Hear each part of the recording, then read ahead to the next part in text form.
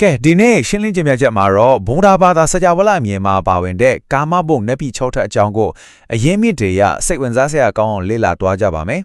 လူပြည်ကနေစပြီးအလွန်မွန်မြတ်လာတဲ့ကောင်းကင်ဘုံတွေအထိအဆင့်ဆင့်တယ်လန်တော်ပလက်ခီးစဉ်တစ်ခုလိုဆွဲရမှာပေါ့ဒါပေမဲ့စတင်ဖို့အတွက်စိတ်ဝင်စားစရာကောင်းတဲ့မိကွန်းတစ်ခုရှိပါတယ်လူပုံရဲ့အထက်မှာအလွန်ချမ်းသာကြွယ်ဝတဲ့နတ်ပြည်တွေရှိနေမှာရက်တာနဲ့ဘာကြောင့်အတိညာရှိဆုံးနတ်ပြမာတွေကလူသားအဖြစ်ပြန်လည်မွေးဖွားဖို့ကိုတောင်းတကြတာလဲအထက်ပုံတွေမှာဘလောက်ပဲကြီးကျယ်ခမ်းနားတဲ့စီစဉ်တွေရှိနေပါစေလူဘဝဆိုတာအမြင့်မြတ်ဆုံးနဲ့အခွင့်အရေးရှိဆုံးနေရာတစ်ခုဖြစ်နေလို့ပါပဲဘာကြောင့်လဲဆိုတာကိုစပ်ပြီးကြည့်ကြရအောင်ဒီနေ့စီစဉ်မှာတော့စတုမဟာရဟတ်နဲ့တာဝတင်သာယာမာနဲ့ဒူစီတာနေမာနာရက်ဒီနဲ့ပရနေမစ်တဝတ်တဝတီဆိုတဲ့နတ်ပြည်တွေကိုအစင်ဆက်လေးလာပြီးနောက်ဆုံးမှာတော့ကာမအစည်းစိမ်တွေရဲ့သိမ့်မွေမှုအစင်စင်နဲ့တန်တရာကနဲ့လွတ်မြောက်ခြင်းအကြောင်းတွေကိုဆွေးနွေးတော့ပါမယ်အထက်ကိုမတက်ခင်မှာပထဝီဝင်အခြေခံဖြစ်တဲ့မြင့်မို့တောင်အကြောင်းမို့အရင်ဆုံးသိထားဖို့လိုပါတယ်မြင့်မို့တောင်ဆိုတာစကြဝဠာရဲ့ဘို့ဟိုချက်မှာရှိတဲ့အေယာမအတောင်ကြီးဖြစ်ပြီးအောက်ဆုံးနတ်ပြည်နှစ်ထပ်ရဲ့ရုပ်ပိုင်းဆိုင်ရာအခြေခံတည်ရှိရာနေရာကြီးပဲဖြစ်ပါတယ်အပိုင်းတစ်စတုမဟာရာဂျနဲ့တာဝတင်သာကဲမြေမိုတော်မှာတည်ရှိတဲ့နတ်ပြည်တွေအကြောင်းကိုစတင်လေ့လာကြည့်ကြရအောင်ပထမဆုံးစတုမဟာရာနတ်ပြည်ဟာနတ်ပြည်6ထပ်မှာအနိုင်ဆုံးဘုံဖြစ်ပြီးမြင့်မိုတော်ရဲ့တဝက်အမြင့်ဖြစ်တဲ့ယူဇနာ42ထောင်မှာတည်ရှိပါတယ်ဒီဘုံကိုဒထရထဝိရုလာကဝိရုပခါနဲ့ဝေစဝနာလို့လဲခေါ်တယ်ကုဝေယာဆိုတဲ့နမင်းကြီး၄ပါးကအုပ်ချုပ်ပြီးခဝါလောကရဲ့အရက်၄မျက်နှာကိုစောင့်ရှောက်ကြတာပါဒီမှာခန္ဓာဘခေါ်တဲ့နတ်ပန်တရားတွေနဂါးတွေဘီလူးတွေနဲ့ကွန်ပန်နတ်တွေနေထိုင်ကြတဲ့အခြေခံအကြားဆုံးအဆောင်အရှောက်နတ်ဖြီဖြစ်ပါတယ်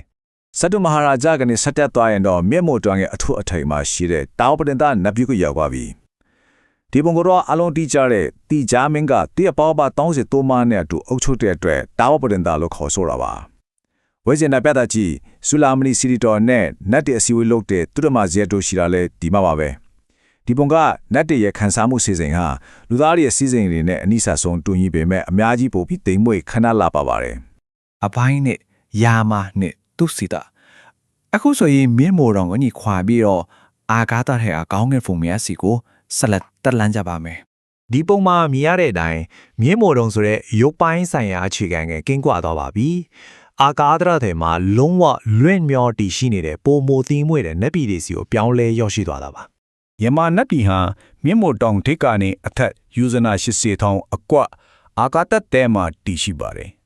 ်သူရမနမင်းကြီးအုပ်ချုပ်ပြီးမိဘနဲ့လုံးဝမသက်ဆိုင်တော့ပဲကောင်းကင်ရဲ့မာတာလုံးဝလွင့်မျောတည်ရှိနေတဲ့ပထမဆုံးဘုံဖြစ်ပါတယ်ဆက်ဆက်နေတဲ့ဆင်းရဲဒုက္ခခတ်တိုင်းကနေလုံးဝကင်းဝေးပြီးပုံမှုတိမ်မွေတဲ့ဖြစ်တည်မှုစီကိုကူပြောင်းသွားတာပေါ့ပြီးတော့ဒီပုံမှာစီစဉ်ခံစားရမှာဖလဲတကင်ကွေဖတ်ယုံများနဲ့တင်စိတ်ကျေနပ်မှုရရှိကြပြီလို့ဆိုရတယ်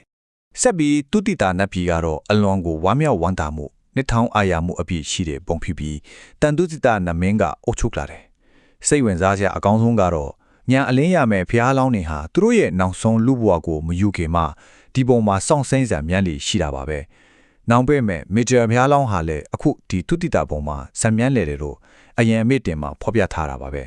ဒီပုံမှာတော့လက်ချင်းဆွဲယုံများနဲ့တင်ကောင်မစည်းစိမ်ကြီးနှံမှုရရှိကြပါပြီအဖိုင်းတုံနေမန္တရဒီနုပရနေမီတာဝတဝတီအခုဆိုရင်အမြင့်ဆုံးကာမဘုံလေးစီကိုရောက်ရှိလာပါပြီဒီနေရာမှာစိတ်အာယုံနဲ့ဖန်တီးနိုင်စွမ်းတွေကအဓိကအခန်းကဏ္ဍအနေနဲ့ပါဝင်လာပါပြီနိမာနာဒီမော်မရှင်နတ်တီဟာမိမိတို့အလိုရှိတဲ့စီစဉ်တွေကိုကိုယ်တိုင်ဖန်တီးယူနိုင်ကြပါတယ်တခုခုကိုလိုချင်ပြီးဆိုတာနဲ့စစ်ကူးလိုက်ယုံတဲ့တင်ချစ်ချင်းမှန်တကယ်ချစ်တီလာတာပါကိုယ်ပိုင်ဖန်တီးမှုတွေနဲ့ပျော်မွေးကြတဲ့အလွန်ထူးခြားတဲ့ပုံတစ်ခုဖြစ်ပြီးသူမိမိတနမင်းကြီးရဲ့အုပ်ချုပ်ပါတယ်ဒီပုံမှာတော့အချင်းချင်းပြုံးကြယုံမြနဲ့ကျဉ်နှံ့မှုကိုရရှိကြတာပါဒါပေမဲ့ဒီအမြင့်ဆုံးပုံတွေမှာစိတ်ဝင်စားစရာကောင်းတဲ့ကြွာရချက်တစ်ခုရှိနေပါတယ်အမြင့်ဆုံးပုံကိုတရားသဖြင့်အုပ်ချုပ်တဲ့ဝတ္တဝတီနတ်မင်းကြီးရှိသလိုအခြားတစ်ဖက်မှာလည်းတတ္တဝတွေကိုတဏှာနဲ့နှောင်ဖယ်ဖို့စ조사တဲ့နတ်မဲကြီးမာနတ်မင်းဟာလည်းဒီပုံရဲ့တိကျထောက်တစ်ခုမှအချွေးရံတယ်နဲ့သူ့ပုံကောင်းဆောင်တူလိုနေထိုင်ပါသေးတယ်ပရမနိမစ်တာဝတ္တဝတီနတ်တီဟာကာမဘုံတွေရဲ့အမြင့်ဆုံးအထွတ်အထိပ်ဖြစ်ပါတယ်ဒီမှာအထွတ်အထိပ်စီစဉ်ဆိုတာကိုယ်တိုင်ဘာအားစိုက်ထုတ်မှုမှာလွတ်ဆရာမလို့တော့တာပါ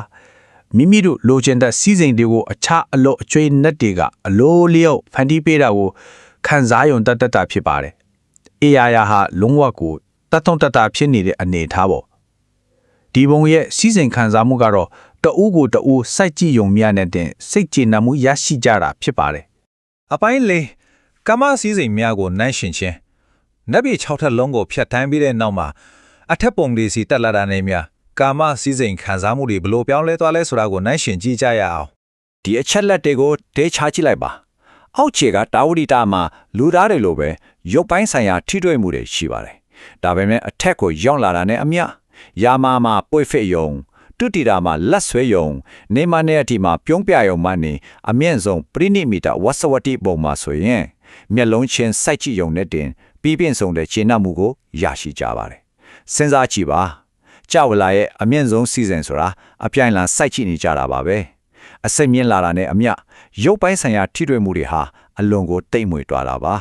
ဒီမှာဆက်ဆက်တွေ့ကြည့်ရမယ့်ယူတီတစ်ခုရှိပါတယ်။အောက်ပုံတွေကအလွန်တာရတယ်လို့ထင်ရတဲ့စီစဉ်တွေကိုအချက်ပုံကနက်တွေကကြည့်ရင်အလွန်ကြမ်းတမ်းပြီးရိုင်းဆိုင်တယ်လို့မြင်ကြပါတယ်။ရုပ်ပိုင်းဆိုင်ရာကြမ်းတမ်းတဲ့ခံစားမှုကနဲ့စိတ်ပိုင်းဆိုင်ရာတန်းစင်တဲ့ကြည်နံမှုရှိကိုပြောင်းလဲသွားတာပဲဖြစ်ပါတယ် အပိုင်းကတန်တရာပေါ်မှာလွတ်မြောက်ခြင်းကဲအခုဆိုရင်ဒီရှင်းလင်းချက်ရဲ့အရေးကြီးဆုံးတဲ့နောက်ဆုံးအပိုင်းကိုရောက်ရှိလာပါပြီဒီစာချုပ်လခီးစင်ကြီးကိုလက်တွေ့ဘွားစီပြန်ခေါ်လာပါရမယ်မလွဲမသွေရင်ဆိုင်အားမဲ့သစ္စာတရားကတော့မမြဲချင်းပါပဲဘလောက်ပဲကြီးကျယ်ခမ်းနားတဲ့နတ်ပြည်တွေမှာရောက်နေပါစေကုသိုလ်ကံကုံဆုံးတော်တဲ့တနေ့မှာတော့အဲ့ဒီနတ်ဖြတ်မားတွေကလည်းအောက်ပုံတွေကိုပြန်လဲကြဆင်အားစမြဲဖြစ်ပါတယ်အားလုံးကမမြဲချင်းတရားအောက်မှာပဲရှိနေတာလीဒါကြောင့်လူပုံဟာဘာကြောင့်ဒီလောက်အရေးကြီးတယ်လဲဆိုတာရှင်းလင်းသွားပါပြီလူဘဝဟာရရှိဖို့အလွန်ခဲရင်းပြီးတန်ဖို့ရှိပါတယ်နတ်ပြည်တွေလိုဒုက္ခတွေချီပြင်းထန်မနေတယ်လို့ငရဲလိုလဲဒုက္ခတွေချီရှိမနေပါဘူးလူဘဝမှာချမ်းသာနဲ့ဆင်းရဲများတတ်စွာရှိနေတာကြောင့်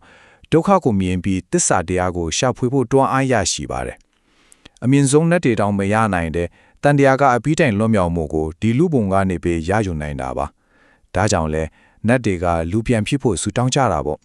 တန်ဆရာလင်းနေခြင်းရဲ့အချင်းဤဖြစ်မှုကိုသိချာနားလေဖို့လိုပါတယ်။တာဝတိန်တာမှာဘလော့ပဲပျော်ရွှင်ခဲ့ပါစေ။ကံကုံသွားရင်တရိษံဖြစ်တောင်ပြောင်းရောက်သွားနိုင်ပါတယ်။ဒါကြောင့်ကောင်းကင်ဘုံကအရာကြီးစီးစိမ့်တဲ့ပေါ်တာယာရင်းမှုမနေဖို့အရင်မြတ်တွေကသတိပေးထားတာပါ။အဆိုးမရှိတဲ့တီဆယ်ပိုင်းကြီးကနေယုံထပ်ဖို့လိုပါတယ်။ အရေးမြစ်တွေကအလွန်အင်အားပါတဲ့ဥတ္တရာဥပါတိကမရဲ့ကောင်းလို့ချက်လေးကိုကြည့်ပါလောကစဝိုင်းကြီးတွေအလွန်ကြီးမြောင်းလာ၏ပြမပြည်တွေလည်းအလွန်နှင်းကျက်လာသည်လို့ဆိုထားပါတယ်အမှန်တကယ်ပညာရှိသူတွေအတက်တော့ဘလောက်ပဲတာယာတဲ့ပုံဖြစ်နေပါစေအကြောင်းတရားကြောင့်ဖြစ်ပေါ်လာသည်များဟာစွန့်လွတ်ရမယ့်အရာတွေကြီးတာဖြစ်တဲ့ဆိုတာကိုမီးမောင်းထိုးပြနေတာပါဒီရှင်းလင်းတင်ပြချက်ကိုမေခွန်လေးတစ်ခုနဲ့နေကုန်းချုပ်ပါစေအမြင့်ဆုံးကောင်းကင်ဘုံဆိုတာတော့ယာယီပဲဖြစ်ပြီးဆင်းရဲဒုက္ခဆက်ဝိုက်ထဲကမလွတ်သေးဘူးဆိုရင်မိမိတို့ရဲ့အန်တမဲပန်းတိုက်ကဘာဖြစ်တဲ့တလဲယာယီတရားမိုးလေးထက်ကြော်လွန်ပြီးအပီးတိုင်းလွတ်မြောက်မှုရှိကိုဥတည်နိုင်ကြပါစေလို့တိုက်တွန်းရင်းဒီနေ့အစီအစဉ်ကိုဒီမှာပဲအဆုတ်တက်လိုက်ပါတယ်အတူတကွလိုက်ပါလစ်လာပေးတဲ့အတွက်ကျေးဇူးတင်ပါတယ်